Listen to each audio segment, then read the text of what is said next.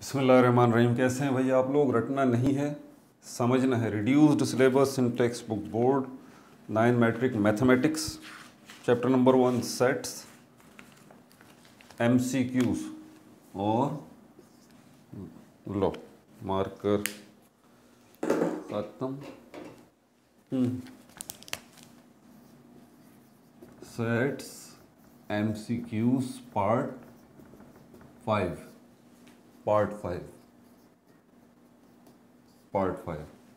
Copy pencil ले लीजिए, lecture को नोट करना है और मुस्कुराते रहना है। मेरे साथ रहना है। अगर आप मेरी बातों पर अमल करते रहेंगे तो कोई प्रॉब्लम नहीं होगी। जिन्होंने पार्ट 4 नहीं देखा वो पार्ट 4 देख लीजिए, क्योंकि बहुत सारी चीज़ें पार्ट 5 की पार्ट 4 में एक्सप्लेन ऑलरेडी कर चुका हूँ। 5 पेयर जो मैंने बनाए थे, ठीक है, 5 पेयर जिसमें left hand side right hand side proof की थी। ये आपकी पेज नंबर 7 पे operations of union and intersection on 3 sets वाली हेडिंग के नीचे ये 5 पेयर, यही 5 पेयर के अब नाम रखने का वक्त आ गया जी। ये जो आपका लेक्चर पार्ट 5 है ना, इसके अंदर properties of union, page number 8 खोल लीजिए। Properties of union and intersection for 2 और 3 सेट्स।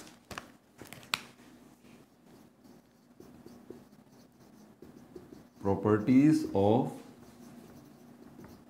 union and intersection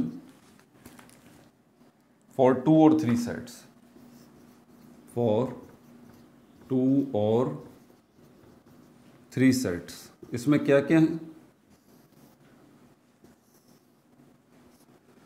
इसमें हमारे पास है कम्यूटेटिव प्रॉपर्टी फॉर यूनियन है, commutative property of intersection, associative property of union, associative property of intersection, distributive property of union over intersection and distributive property of intersection over union. इनके नाम मैं भी बताऊंगा, इनको एक्सप्लेन में पार्ट 4 में कर चुका हूं, फिर दोबारा आपको रिपीट कर रहा हूं, ठीक है।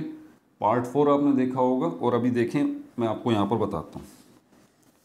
सिर्फ ये कम्यूटेटिव प्रॉपर्टी जो है ना, इसको छोड़ के commutative property.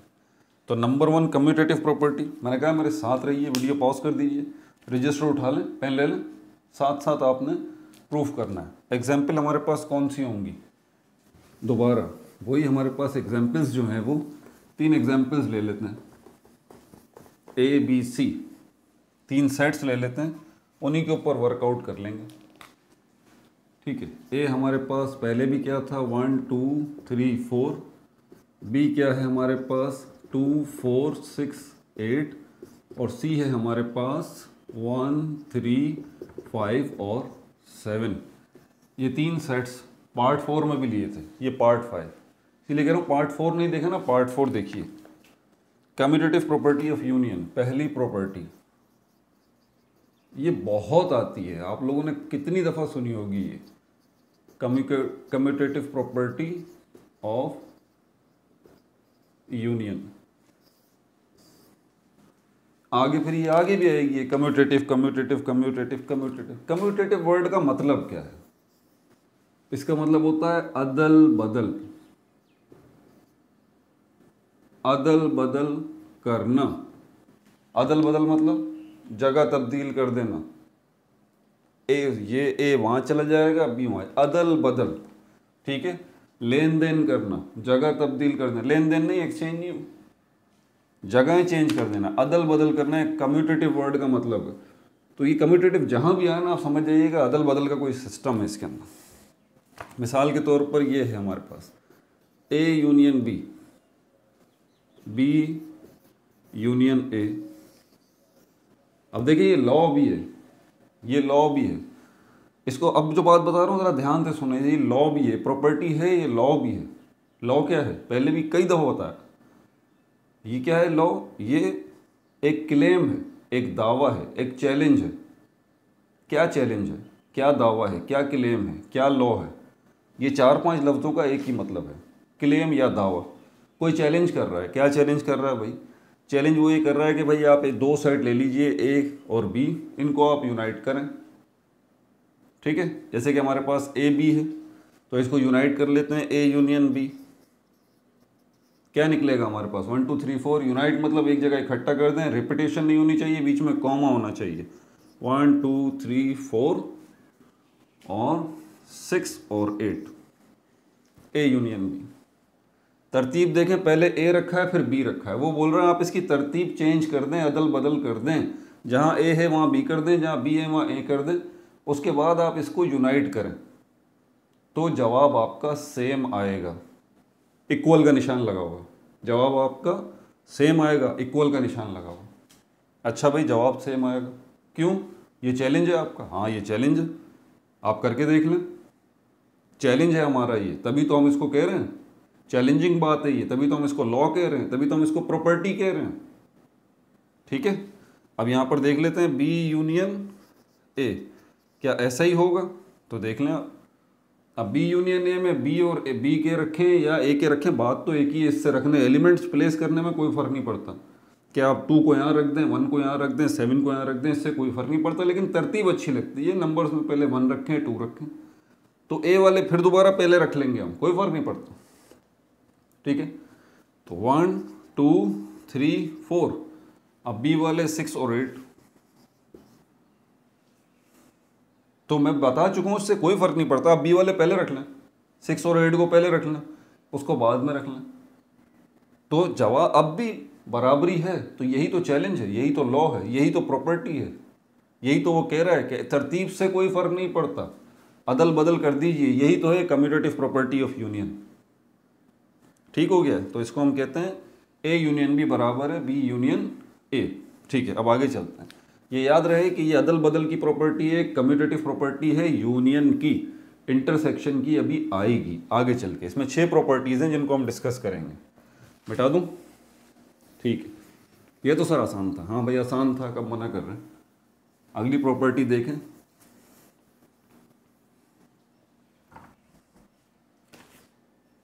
Commutative property of intersection. Commutative property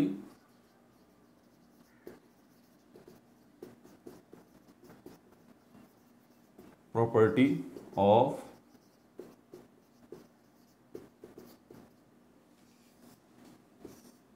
intersection याद आया?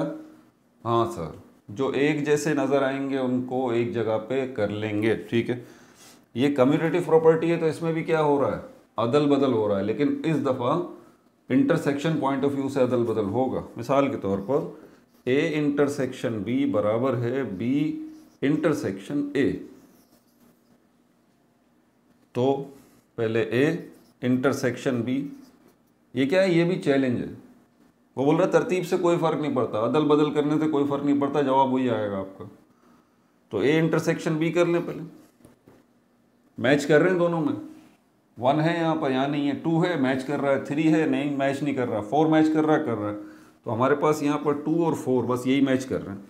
अगर आप बी इंटरसेक्शन ए जाएंगे, बात तो वही है। अब बी पॉइंट ऑफ व्यू से देखें, 2 यहाँ पर है, बिल्कुल यहाँ पर है, 4 यहाँ पर है, बिल्कुल यहाँ पर है, 6 यहाँ पर है। अब वो बोल रहे हैं ना बी इंटरसेक्शन है, तो मतलब आप बी से ए की तरफ जाएंगे। पहले बोल रहा था ए इंटरसेक्शन बी, मतलब ए से बी की तरफ जाएंगे।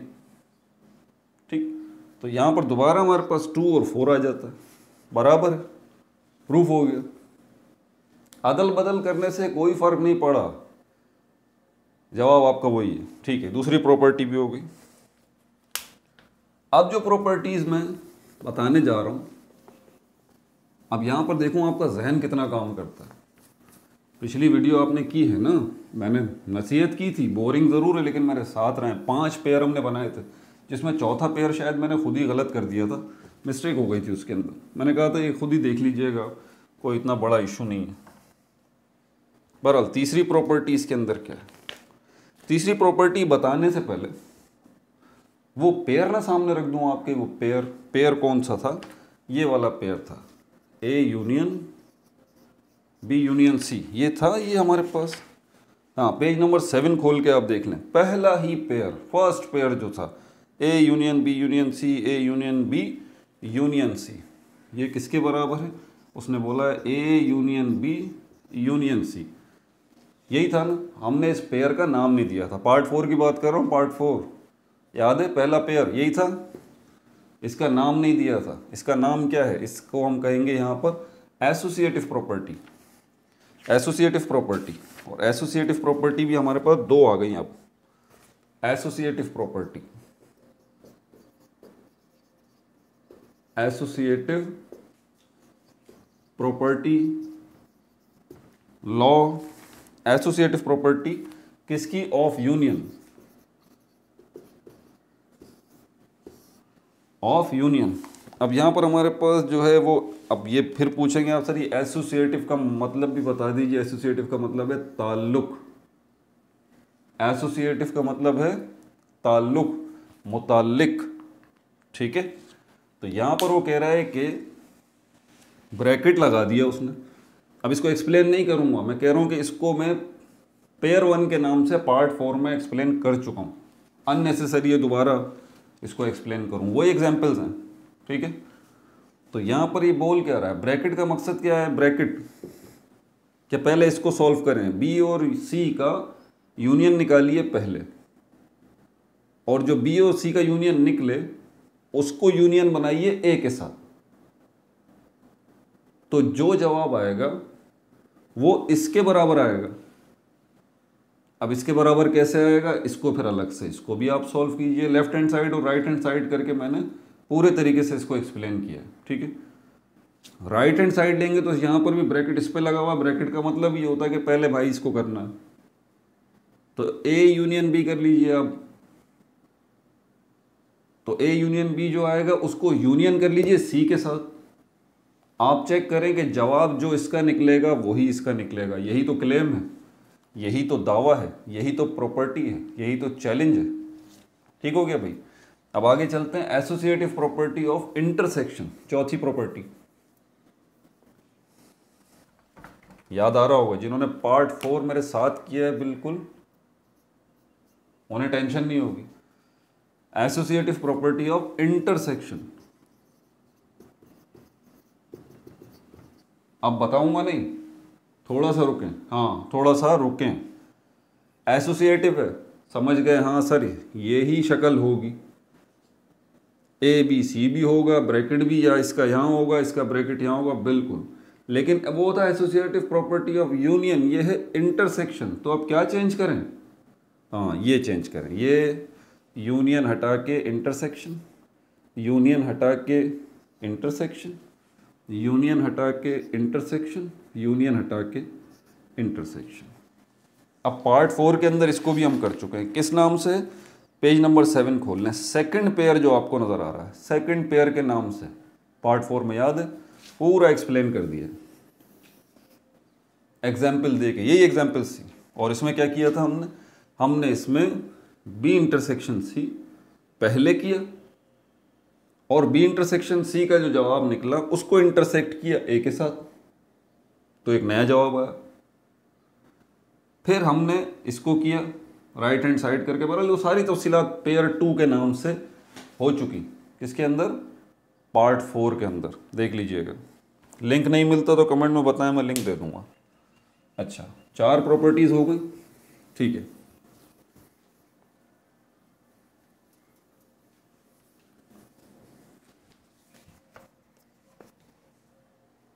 मैं सोच रहा हूँ इस वीडियो के आखिर में थोड़े थोड़े से कुछ छोटे छोटे एमसीक्यूज भी इन प्रॉपर्टीज पॉइंट ऑफ व्यू से आपसे पूछूं, देखें ज़रा आपकी मेमोरी कहाँ तक काम करती है। उसके बाद तो इसमें डी मॉर्गन्स लॉ है ना, वो उसके ऊपर तो इंशाल्लाह आगे वीडियो बनाऊंगा पार्ट 6 करके। बहरहाल अभी क्या है हमारे पास, 5वीं प्रॉपर्टी जो है, 5th प्रॉपर्टी, यह है distributive property of union over intersection. नहीं, इसका नाम नहीं रखते, पहले इसको रखते हैं, फिर मैं पेयर रिकॉल कराऊंगा। ये है हमारे पास, शायद इसी में मुझसे गलती हुई थी, इसमें यूनियन और इंटरसेक्शन दोनों एक साथ आ रहे हैं। A union B intersection C किसके बराबर है, A union B intersection A union C. कुछ याद आ रहा है क्या है इसके अंदर, ये थोड़ा सा टिपिकल है, थोड़ा सा, ज़्यादा मुश्किल नहीं है, थोड़ा सा टिपिकल। इसका नाम देख लेते हैं, डिस्ट्रीब्यूटिव प्रॉपर्टी, ये भी बार बार आएगी आगे। डिस्ट्रीब्यूटिव। अगर आपको याद रखना है ना, चीज़ें मिक्सअप हो जाती हैं, तो मैं आपको शॉर्टकट बता सकता हूँ याद रखने की। मेरी मेमोरी भी कोई अच्छी नहीं है, भूल जाता हूँ मैं भी। कई वीडियोस में देखा है आपने, बनाते बनाते भूल गया इंसान है, क्या करें। डिफरेंसेस रखें, पिछली जो प्रॉपर्टीज हमने देखी हैं उनको रिकॉल करें, उनमें और इनमें फ़र्क देखें। ये फ़र्क आप अपने जहन में रखेंगे ना, आपको टेंशन नहीं होगी, कोई टेंशन नहीं होगी। इससे पहले ये वाला केस आपने देखा ही नहीं है जिसमें बैक वक्त एक साइड पे 2 ब्रैकेट हों। यही इसकी इम्तियाजी खुसूसियत है, यही चीज़ इसको दूसरों से मुख्तलिफ बनाती है कि इसकी एक साइड पर 2 ब्रैकेट है। इससे पहले 2 ब्रैकेट आए, एक भी दफ़ा नहीं आया, 4 प्रॉपर्टी कर चुके हैं। इसीलिए ये है डिस्ट्रीब्यूटिव, याद रख लीजिए। जिसमें 2 ब्रैकेट एक साथ आ रहे हैं वो डिस्ट्रीब्यूटिव है। Distributive property of union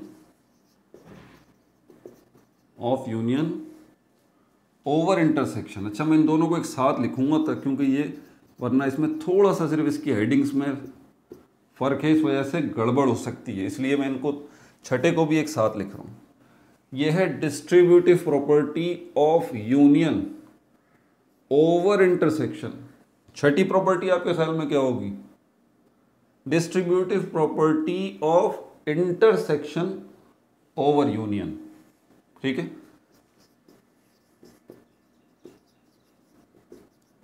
distributive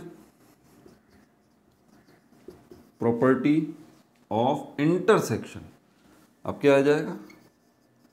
intersection over union,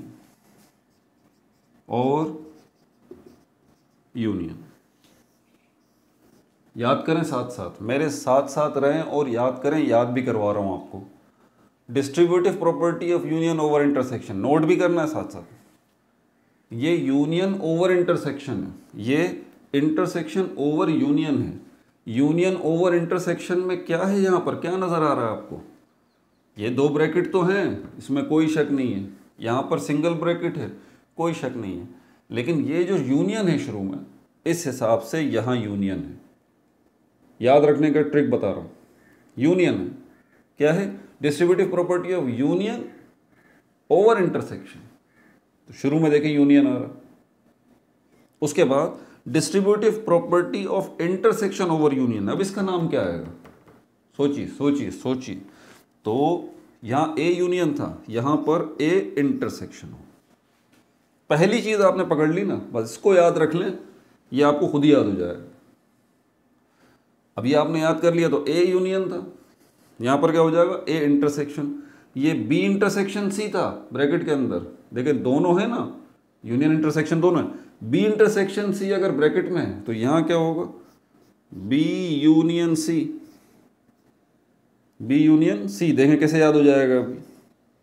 B union सी बराबर, अब यहाँ पे क्या था? A union B intersection A union C. अब आपके ख्याल में यहाँ क्या होगा? 2 ब्रैकेट तो आएंगे, क्योंकि डिस्ट्रीब्यूटिव है। 2 ब्रैकेट बना देते हैं, पहले एक ये रहा, दूसरा ये रहा। अब यहाँ पर अगर ये इंटरसेक्शन आ रहा है तो आपके ख्याल में यहाँ क्या आएगा? यूनियन। मैंने देखा नहीं अभी, हो सकता है मैं भी गलत हूँ भाई, तो आपके साथ ही सीख रहा हूँ, तजुर्बे कर रहे हैं, आइडिया लगा रहा हूँ कि यार यहाँ इंटरसेक्शन है तो यहाँ यूनियन होगा। ठीक है, अच्छा अब यहाँ पर क्या है? A union B, A union C.